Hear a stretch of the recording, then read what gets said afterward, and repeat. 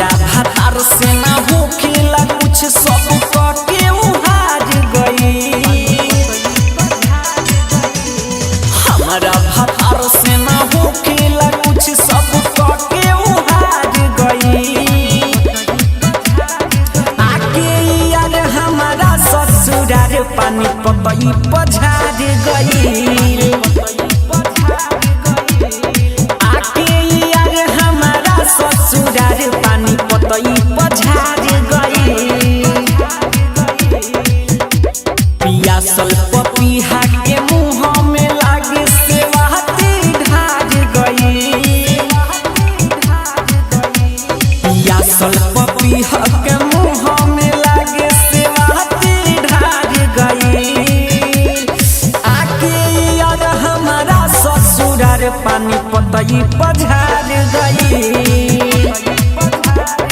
आके यार हमारा ससुरार पानी पतई पझार गई।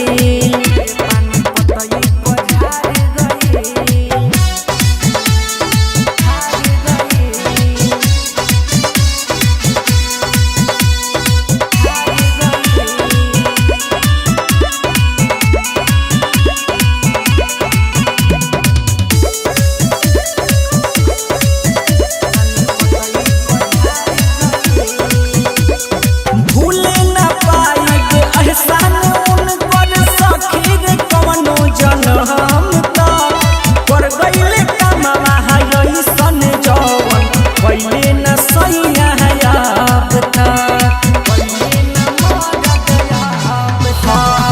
भूले न पाएब एहसान उनकर सखी रे कवनो जनम त कर गइले कमवा अइसन जवन पहिले न सैया अब त।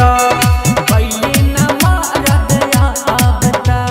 सैया तो सोचते ही रह गइले यार मुहवा मार गई। सैया तो सोचते ही रह गइले यार मुहवा मार गई। आके यार हमारा ससुरार पानी पतई पझार गई। आके यार हमारा ससुरार पानी पतई पझार गई।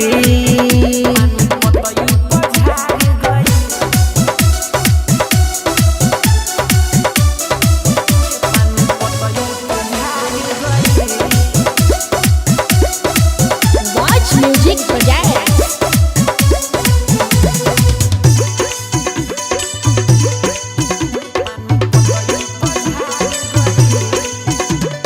कितना कमी कही रे सखिया सैया यादो अमर जी तक यारवा के चक्कर में पहरी के हम भूल गई सारा तक। कितना कमी कही रे सखिया दुलरुआ भातार अमर जी तक बजरंगी के चक्कर में हम पड़ के भूल गई सारा तक। दुर्दिन सारा तक पौधे रहुआ बगिया में हमारा पौधा गाड़ गई। पौधे रहुआ बगिया में हमारा पौधा गाड़ गई। आके यार हमारा ससुरार पानी पतई पझार गई। आके यार हमारा ससुरार पानी पतई पझार गई। पियासल पपीहा के मुँह में लागे सेवाती ढार गई। पियासल पपीहा के मुँह में लागे सेवाती ढार गई। आके यार हमारा ससुरार पानी पतई पझार गई।